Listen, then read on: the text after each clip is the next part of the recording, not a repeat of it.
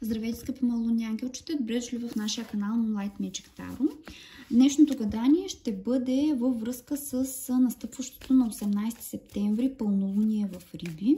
Ще видим какво ще бъде важно за този период, каква енергия ще ни дадат картите, какво ще бъде така значимо, върху какво да обърнете внимание.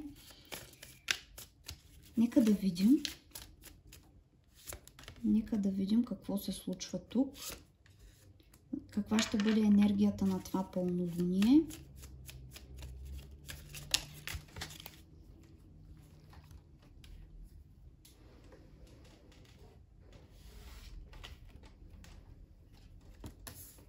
Една карта не избяга. Тази между другото искам да я взема.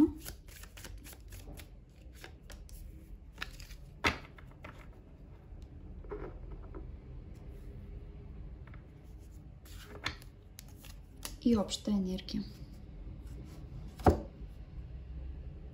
И тук още две карти ни се плъзгат, между другото. Една отгоре, една отдолу. Не знам дали успявате да видите.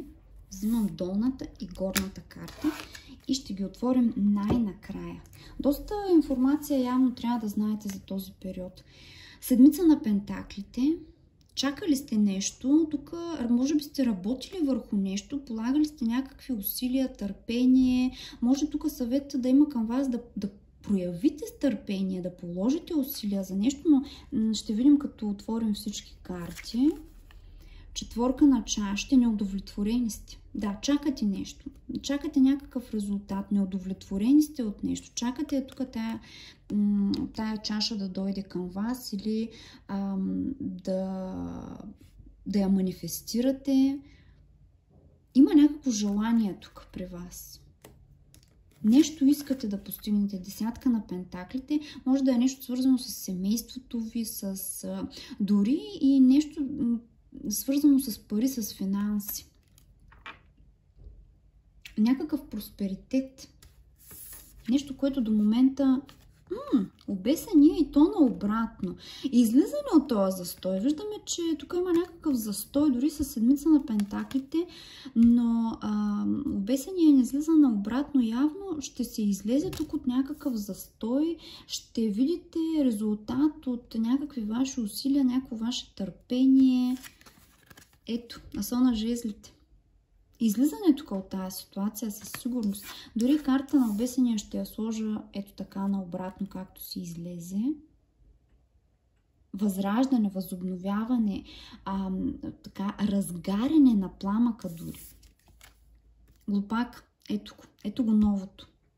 Тук ще има някакво или рестартиране, или буквално нова ситуация. Общата ни енергия е звездата, която отново говори за задвижване на тая енергия, сбъдване на желание. Тук определено ще сбъдвате нещо. И двете карти, които ме привлякаха, това е паш на жезлите с силата. Със сигурност тук ще има задвижване. Ще има задвижване, ще има някакъв нов хоризонт. Ще ви е нужна смелост обаче. Ще ви е нужна смелост да преследвате мечтите си, чувам, да положите нужните усилия, да направите нужните крачки. Защото тук наистина ще трябва нещо да се направи. Особено до момента, ако само сте чакали, изчаквали сте, така, имало е една пасивност. Независимо дали става въпрос за отношения, за нещо в работен план или нещо чисто при вас. Било то във вътрешен или във външен план. Но тук се вижда една пасивност. Тук също така е възможно да има и някакво разстояние, въпреки че не ни излизат дворцови карти, не ни излизат някакви отношения конкретни, но за каквото и да става въпрос, тук със сигурност ще има някакво задвижване, възраждане, възпламеняване, разгаряне, бъдещо развитие на някаква ситуация, която за момента не ви удовлетворява със сигурност. Чакате тук, надявате се, може би някои от вас полагат усилия, тези, които не полагат усилия. Има съвет към вас тук да станете по-активни. Да станете по-активни, за да се прояви това новото, за да имате шанс да видите нов резултат. нов резултат в тази ситуация.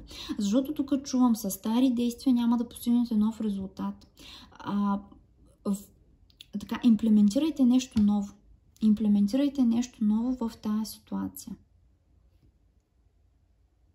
И също така тук има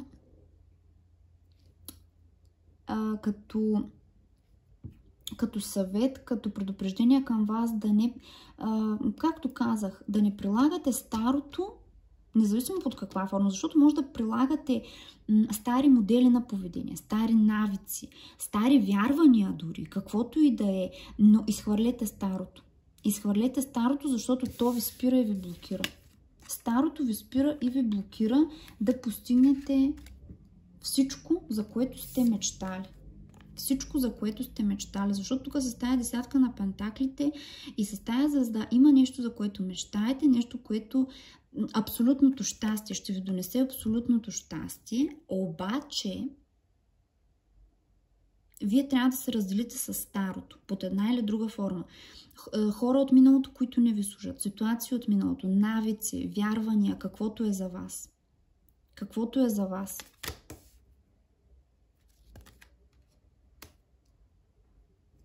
За да се отпуши този поток, чувам.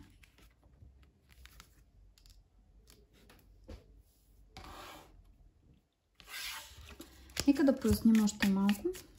Т.е. да поясним, не още малко. Какво трябва да знаете за това пълнолуние? Какво е важно в този период?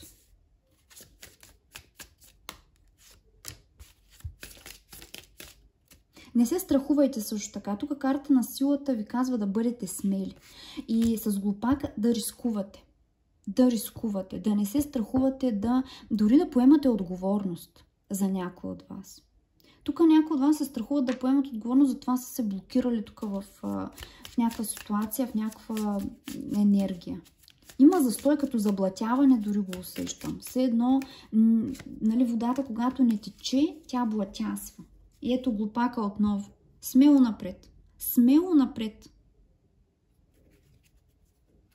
Без страх. Без да си слагате спирачки. Смело напред.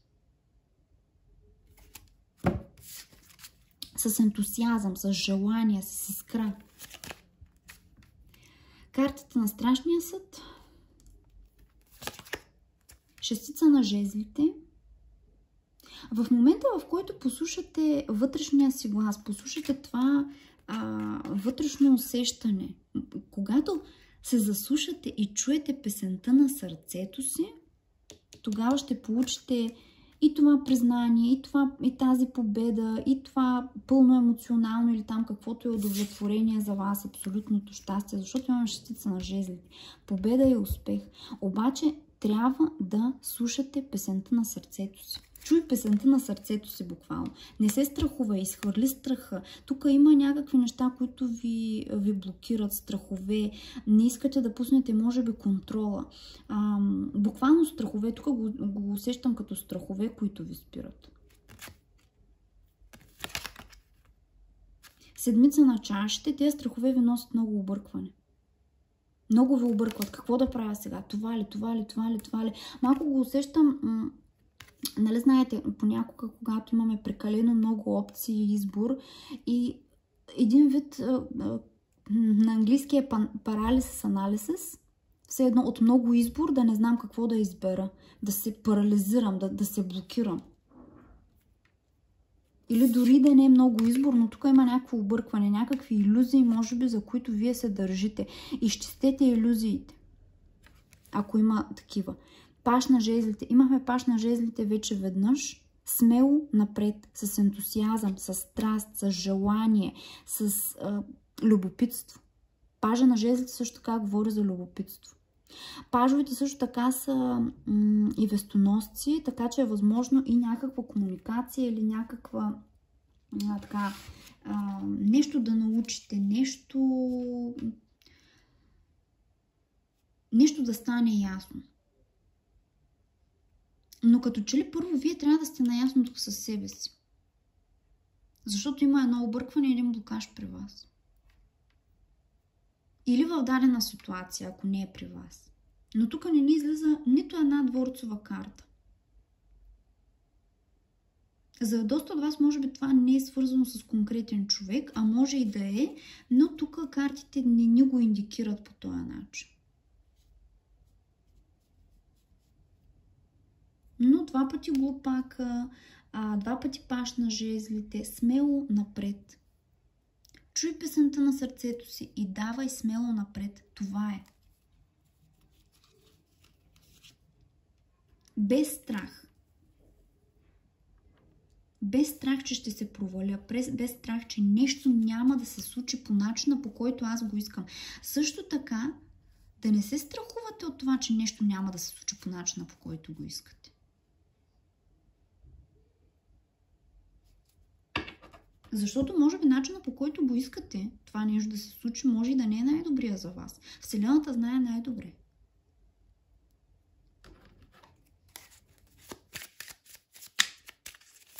И няколко финални карти.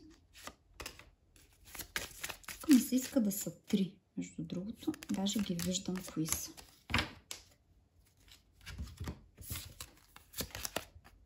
Шестица на чашите. Десятка на мечовете и девятка на чашите. Тук има някакъв край, който ще настъпи. Край на болката, край на разочарованията, край на чакането. Край на чакането.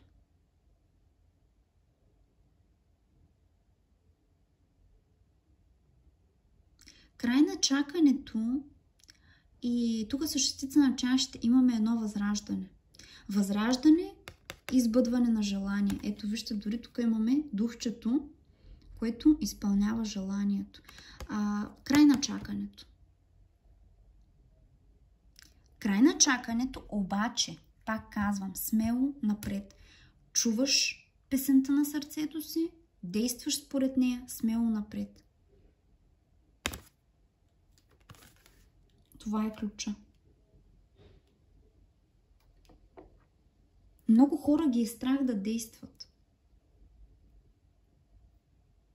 От страх може би да не се провалят или да не изглеждат слаби или уязвими под някаква форма. Защото за тях провала е проява на слабост. Не, това е просто опит, който трупаме. И когато гледаш на провала, не като на провала ми, като на урок, като на нещо, което вече си научил, имаш го като така база данни, така да се каже. И може да почерпиш от него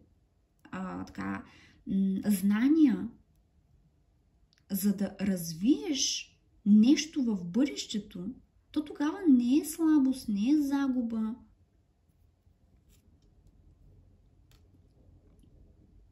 Не се дръжте за миналото като удавник за сламка. И като казвам миналото, тук може това да са хора, може да са някакви пристрастености, може да са навици, може да са вярвания. Не се дръжте за миналото, което не ви служи като удавници за сламка. За сламка. Смело напред. В бездната дори ми идва да кажа, но не в лошия смисъл. Към непознатото. Към непознатото. Да, понякога то е така страшно, защото всичко, което не ни е познато, ни плаши. Обаче там е истината.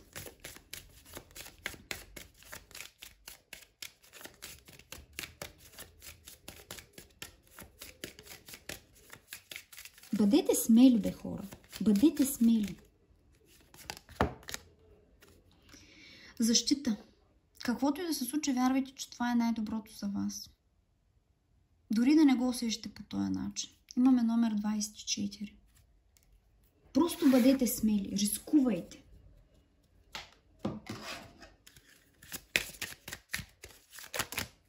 Не прекалено много са.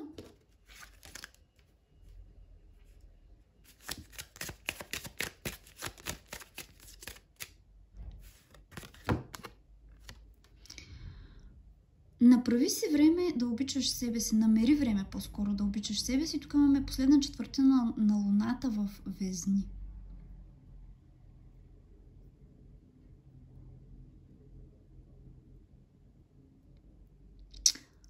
Сезона на везните идва, между другото, така че възможно е точно по това време да има някакво тук развитие на тая ситуация. Или да е просто много, много важен период за вас. Нека да видим романтичните ангели за тези от вас, които тук се гледат за някакви любовни отношения. Изрази любов. Изрази любовта си. Давай и направи романтичния жест. Тук дори да не става въпрос конкретно за любов. Отново, съвета е давай, действай с план, с желание, рискувай. Рискувай. Put yourself out there. Излез си от зоната на комфорт. Излез си от зоната на комфорт и давай, действай, не се страхувай, че ще се провалиш, че ще те отхвърлят, че какъвто е там филма в главата. Действай! Много ви благодаря, скъпи мои лунни ангелчета, че бяхме отново заедно. Надявам се това четене да ви е резонирало и ако е така, много ще се радвам, ако се абонирате за канала, ако все още не сте, харесате това гадание, коментирайте долу в коментарната секция, споделите го с приятели и ще се видим в следващото гадание. Чао!